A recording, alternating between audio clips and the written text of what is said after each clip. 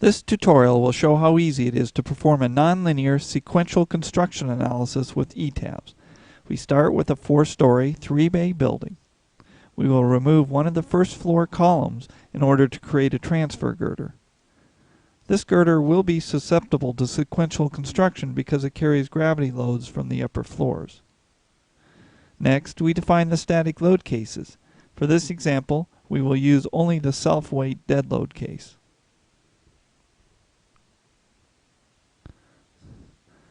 Next comes the key step of defining the sequential construction case.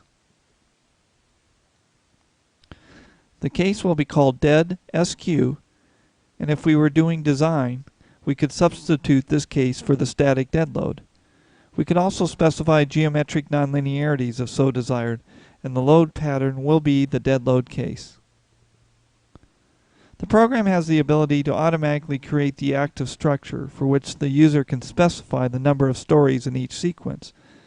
Or the user may specify the active structure, which is what we will use, where the user can explicitly define the stories in each stage.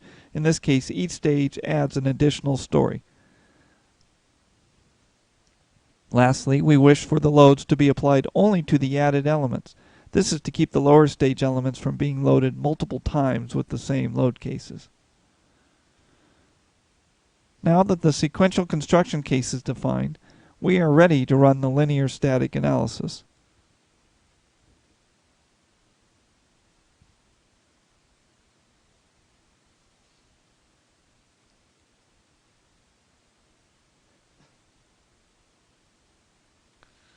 The next step is to run the nonlinear analysis for the construction sequencing.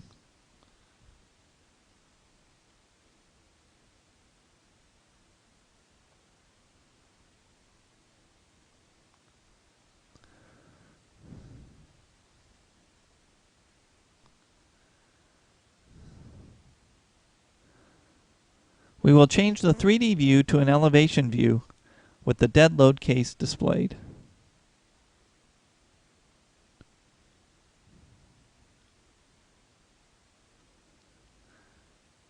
In the right window, we will display the deformed shape from the sequential loading to see the effect that this loading approach has on the building. We set the scale factor to 200 to match that on the left. Starting with step 0, the first floor undeformed, we can toggle up the construction stages. Note how the displacement at the transfer girder location grows significantly larger than that of the model where no sequential behavior is accounted for.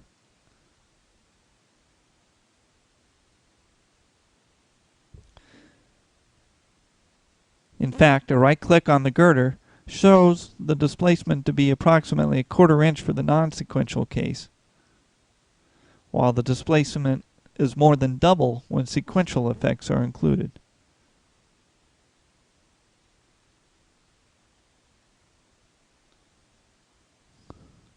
Next, change the left window to show the moment diagrams for the dead load case.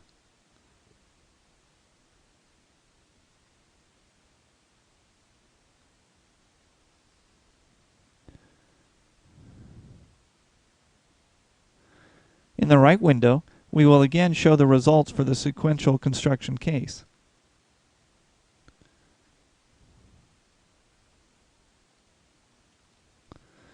Again, we set the scale factor to match the left window.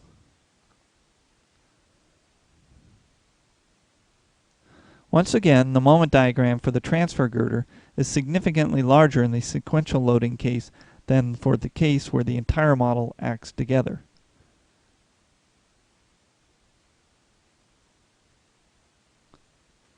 This concludes this tutorial.